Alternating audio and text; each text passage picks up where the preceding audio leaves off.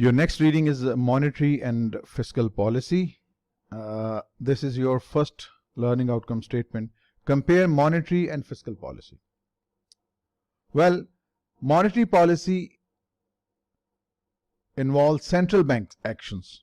In fact, central bank actions impact availability and price of money and credit. So, setting up interest rates, open market operations, we'll discuss in subsequent slides, bank reserve ratio requirements. So all these are covered within the monetary policy. When you say fiscal policy are actions by governments. It involves government spending. It involves taxation. These both monetary and fiscal policies are macro tools that are geared towards economic stability and growth. And of course, they are both government policies. Monetary policies are implemented by central bank, while the fiscal policy is implemented through laws. So here is a brief comparison between these two. Fiscal policy is the change in government spending and tax rates, whereas monetary policy is change in interest rates and money supply. Fiscal policy set by the government, monetary policy set by the central bank. Fiscal policy doesn't have any specific target. There we have a specific targeted inflation.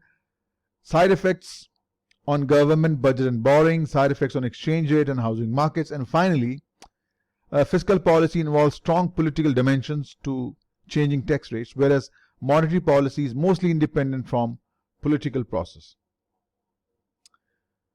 Your next LOS is describe the functions and definitions of money.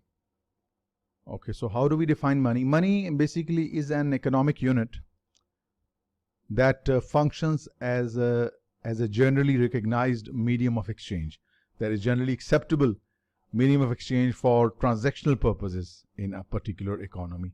So that's how you define money. Then what are the functions of money? First, money is store of value. What does it mean? Store of value means that you can save money now, you can set it aside, you can save it now so as to spend this in the future. Because money is not perishable.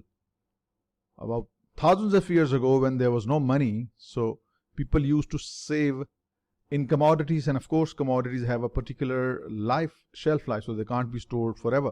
So money is non-perishable, it can be stored as long as you want. Next is the unit of account.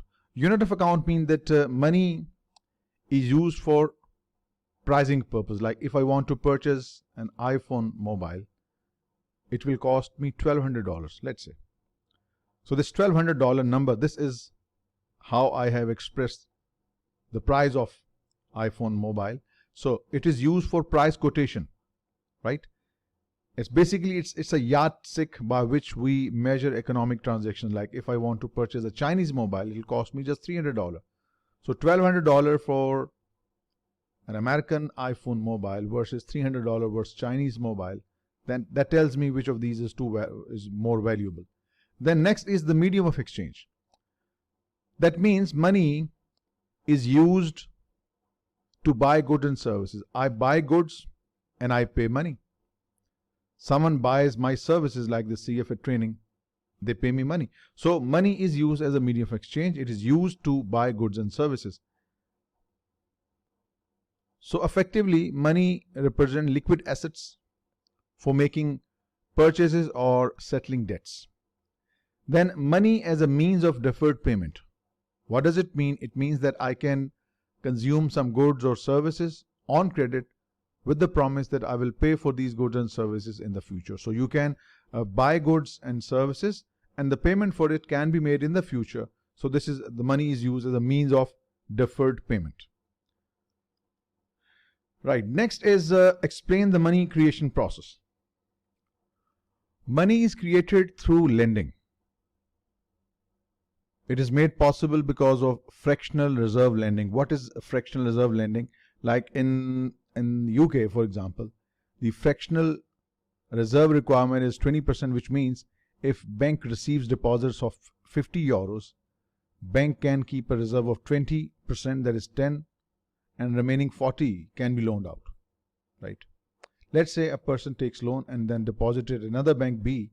Now for this bank B, This €40 represent deposit, and this bank B will keep a 20% reserve, 80%, 32 will be loaned out to another person, Y for example.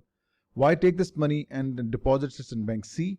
This deposit in bank C, 20% will be retained as reserve and 80% will be loaned out. So this is how reserve lending works. Banks are allowed to lend money more than they hold in reserve. Like 20% is held in reserve and remaining 80% has been lent. So if the reserve requirement is an example is 10%, so there will be more quantum of loans given out to the loan seeker. So bank can lend out 80% in this example. It could be 90% if the reserve requirement is 10%. So bank keep on lending out 80% of reserves they receive, which creates new money each time. So the total amount of money that can be created can be calculated using this arrangement: 1 upon a reserve requirement, that is 1 over, in our example, 20%, that means 5. So $1 deposit can generate money up to $5. €1, €5. Next, describe the theories of the demand for and supply of money. Quantity theory of money is the hypothesis that changes in prices correspond to changes in the money supply or monetary supply. The formula we use is M into V is equal to P into Y. Here M is the quantity of money, V is the velocity of money, the speed with which it changes hands, P is the price level in the economy, and Y is the real output. So as you can see, it's an equality. So if money supply increases, it would increase either price level or the real output of both, and vice versa. So they are linked this way. Any of the variables changes will affect the other variables. So there are 3 primary drivers of demand for money. Why we demand money, or why do we keep money? There are 3 reasons. The first reason we hold money, this idea was given by John Maynard Keynes, a famous British economist. He said that we keep money, the demand for money, is because of 3 motives. First is what he called as transaction motive. Transaction motive means we need money to make purchases, to do transaction. So this is the first motive, what you call the transaction motive. Second is the precautionary motive.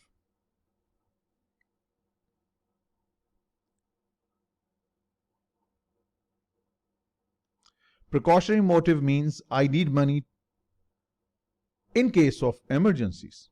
So having money, holding money to have in case of emergencies is what you call the precautionary motive. And the third one is interesting one. This is called the speculative motive.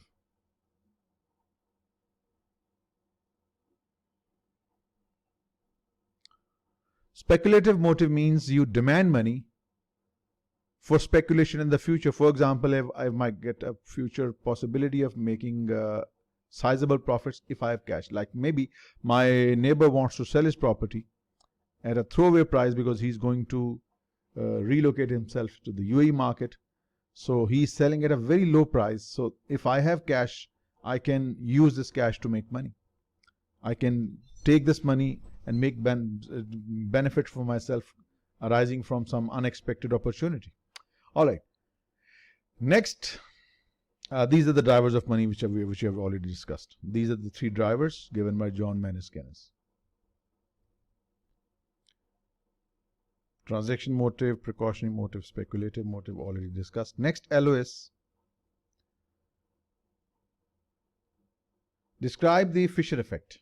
Well, what is the Fischer effect? Fischer effect, it is named after Erwin Fischer. It states that the real interest rates are stable. So changes in the nominal rates,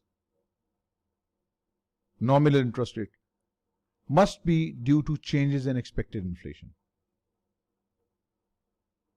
So there is an equation that links this. So therefore, the sum of the required real rate of interest and the anticipated rate of inflation, real rate plus anticipated inflation, should be equal to nominal rate, apparently, right? But there is an appropriate equation for this. So therefore, the sum of required real rate of interest and the anticipated inflation gives you the nominal interest rate, and the equation we use for this is 1 plus nominal rate is equal to 1 plus real rate into 1 plus inflation rate. This is the equation that links your real rate and the inflation rate. So remember, investors can never be certain of the future values of economic variables such as the real growth and inflation. So basically, that's why this is compensated by the risk premium. Next to us is describe roles and objectives of the central bank. Well, when you say central bank, you are talking about Federal Reserve, you're talking about State Bank of Pakistan, you're talking about Reserve Bank of India. So central bank are the government's bank. What are their roles? First, currency regulations. Central banks have the sole authority to issue currency notes. So they are basically monopolies, issuer of currency notes in every country almost. Then control of commercial banks. Central banks are called banker of banks. So it regulates and oversees other banks in the economy. Then controller of credit. Well, that means the central bank use of monetary policy to manage credit availability. And remember, central bank is government's bank. It is the fiscal agent and at the same time advisor to the government. It receives deposits on behalf of the government and it makes payment on behalf of the government. And then custodian of cash reserves of commercial banks. Yes, as we discussed in the previous LOS, it holds reserves and transfers between banks as needed. And finally, the lender of last resort. What does it mean? If a bank is in trouble, central bank will provide necessary funding to such a troubled bank in the times of financial crisis. So overall, the primary objective of central bank is promoting financial stability. Your next LOS is contrast the cost of expected and unexpected inflation. Expected inflation. Well, inflation expectations are simply the rate at which people like you and me, consumer, businesses, investors. So expected inflation is the rate at which we expect prices to rise in the future. So keeping other things same, if inflation expectations rise by 1 percentage point, actual inflation will tend to rise by 1 percentage point as well. The next is unexpected inflation. Unexpected inflation is the inflation experience that is either above or below that which we expected. So basically, unexpected inflation affects the economic cycle. It leads to high risk premium and economic uncertainty. With higher uncertainty, lenders ask for a premium to compensate for the uncertainty. Your next LOS is describe tools used to implement monetary policy. The first tool is interest rate. The central bank influences the rates at which the banks lend money, and interest rates directly affect the variables of an economy. Open market operations that involve central bank buying and selling of securities to commercial bank that will change the money supply in the economy, or in other words, these are the actions to add or remove money from the economy. And then finally, the reserve requirements discussed in the previous LOS. The changes in reserve requirement also can affect the monetary policy. So changes how much of banks' reserves they're able to lend. Like if it's 20%, means every bank, if it receives $100, it needs to keep $20 in reserve and $80 can be given out as loans. So these are the three primary tools used to implement monetary policy. Next LOS is describe the monetary transmission mechanism. Impact of monetary policy decisions on economic growth and asset prices. First, traditional interest rate channel. Well, if there is a decrease in interest rate, it will lead to more borrowing and hence more investment. So this would result in low weighted average cost of capital, and many firms will make investments in long-term projects. Balance sheet channel. Easing monetary policy, it would increase stock and asset prices. People will have money to buy assets and stocks, which leads to increased investment. And of course, this is the asset side of the balance sheet. That's why it's called balance sheet channel. Household liquidity effect. Increased wealth from rising asset prices leads to more consumption purchases. When your wealth increases, you tend to spend more. And then finally, the bank lending channel. When banks have more deposits resulting from loose monetary policy, it will lead to more lending activity. So bank will lend out more to the fund seekers. And then some other asset price effects on monetary policy. First is the wealth effect. Well, effects on stock prices caused by monetary policy consequently influence financial wealth and consumer spending on non-durable goods and services. And what are the effects on the exchange rates and net exports? When the real interest rates change, it will lead to changes in exchange rates, and that will eventually lead to changes in the net exports. Next LOS is describe qualities of effective central bank. The first quality is transparency. Central banks should publish or produce regular reports outlining economic conditions of different sectors. That's what happened in my country. Our central bank publishes regular reports regarding future economic outlook and the current state of affairs of different sectors of the economy.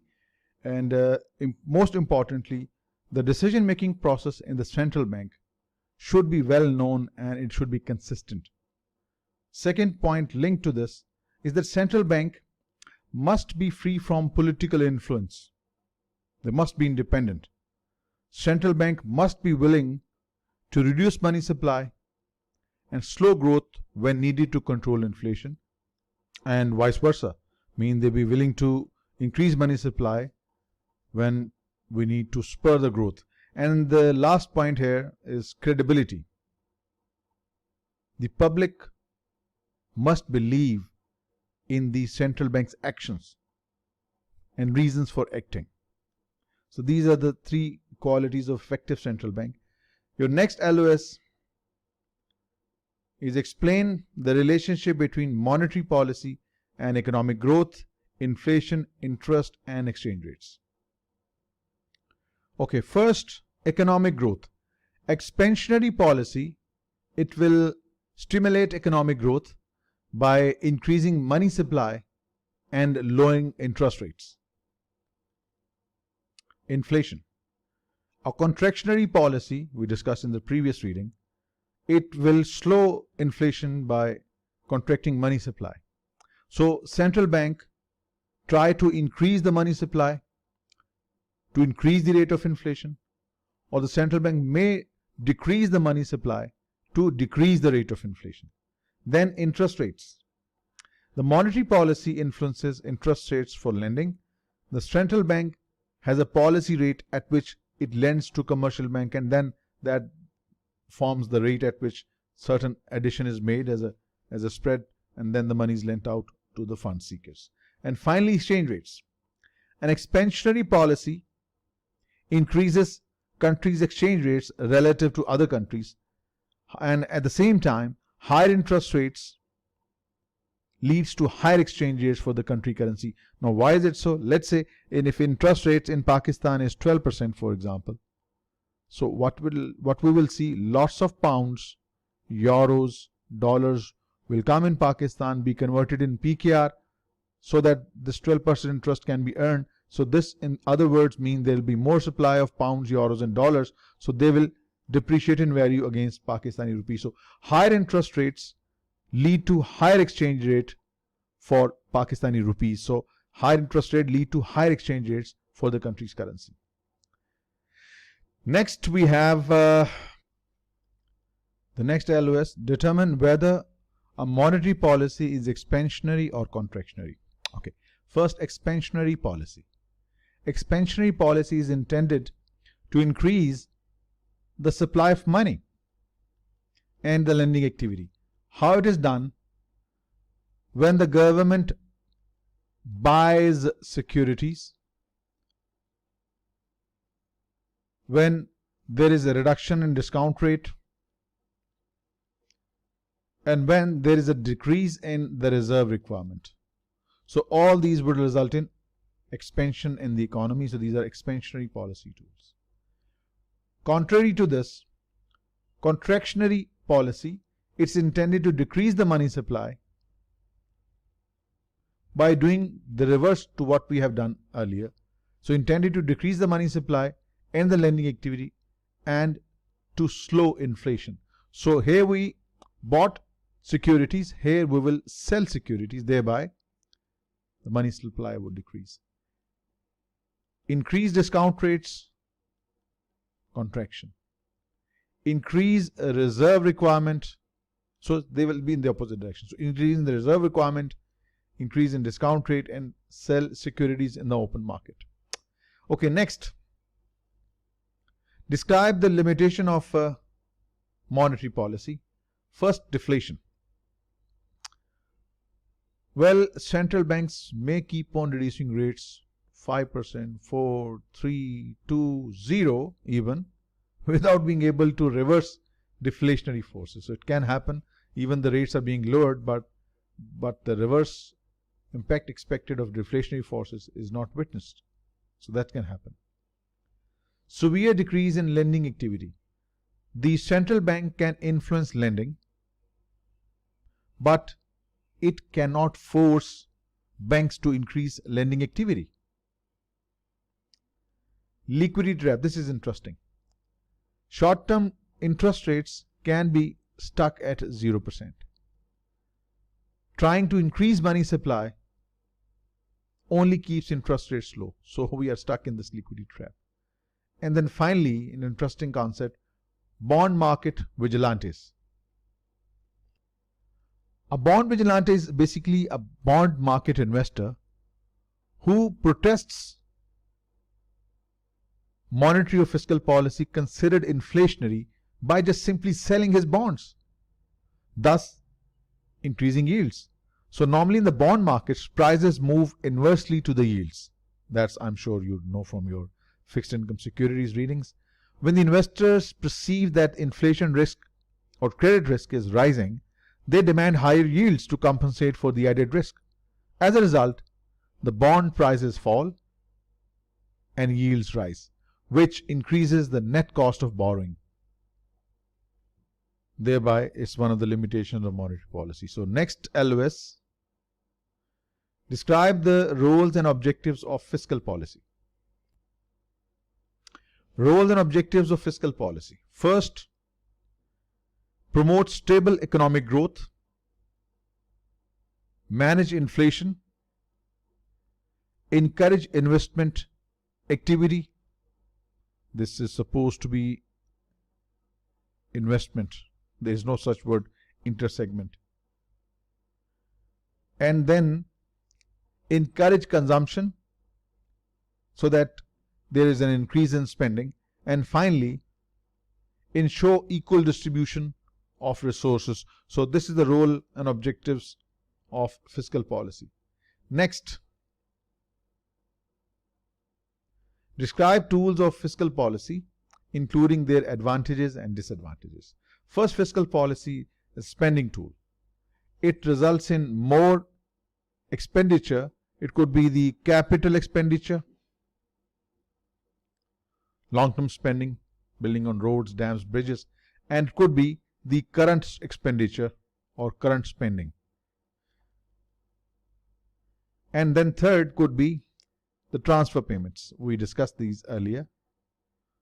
Transfer payments. Social Security welfare system. So what they will do, they will increase the aggregate demand, reduce the unemployment, but there are certain limitations. Capital spending will take some time to implement. And then finally, too much recurrent spending, it will deplete government reserves. Then on the other side, we have revenue tools.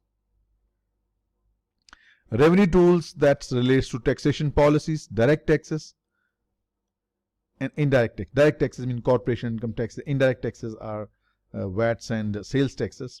So Taxing certain behaviors discourages those activities like taxes on alcohol and cigarettes, also called the sin tax. So it will increase your tax revenue. Tax subsidies can encourage investments for various businesses. But taxes are unpopular and can be politically challenging to implement. Next, LOSs describe the argument about whether the size of a national debt relative to GDP matters. Well, if the debt is large, it can cause instability. Investor might lose confidence. The government must reduce spending to cover interest payments to the lenders, and increased currency printing may result and it can increase in inflation. Historically, these concerns do not usually cause significant problem. Situation becomes a problem when the debt is denominated in foreign currency, like our debt is denominated in US dollars. When economic growth is low for an extended period of time, debt will become a burden. And when government spending is in deficit during the period of growth. So these are the problems where debt will be a much heavier burden. These are the three areas that we have discussed. Next, we have explain the implementation of fiscal policy and difficulties of implementing them.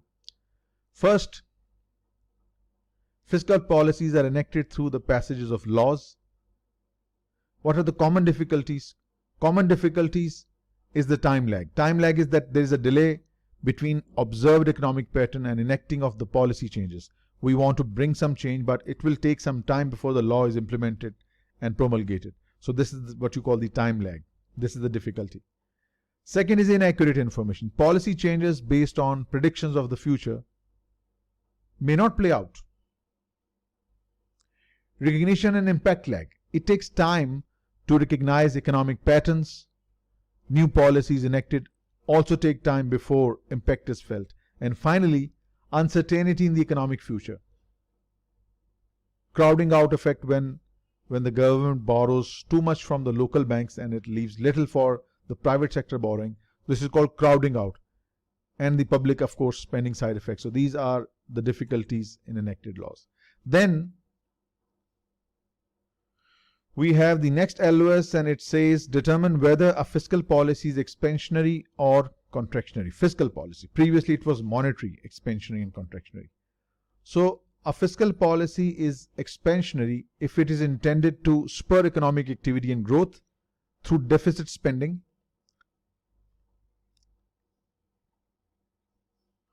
through tax cuts, or by providing subsidies. This is expansionary. To the contrary, contractionary fiscal policies intended to decrease the level of government debt and slow inflation growth. This would result in more revenues than spending. So effectively you will have a budget surplus and more taxes, less subsidies. This is contractionary fiscal policy. And then the last LOS, explain the interaction of monetary and fiscal policy. Both contractionary and expansionary. See, monetary and fiscal policy, they can either be expansionary and contractionary, fiscal policy and monetary policy. So sometimes when they are in conflict, they might cancel each other out. Like increase government spending, that's a fiscal measure, and increase money supply may cause excess growth and inflation. So they effectively cancel each other out. So they should ideally be coordinated to achieve the optimal economic outcome. Right? There must be coordination. So that completes your reading monetary and fiscal policy, CFL level 1.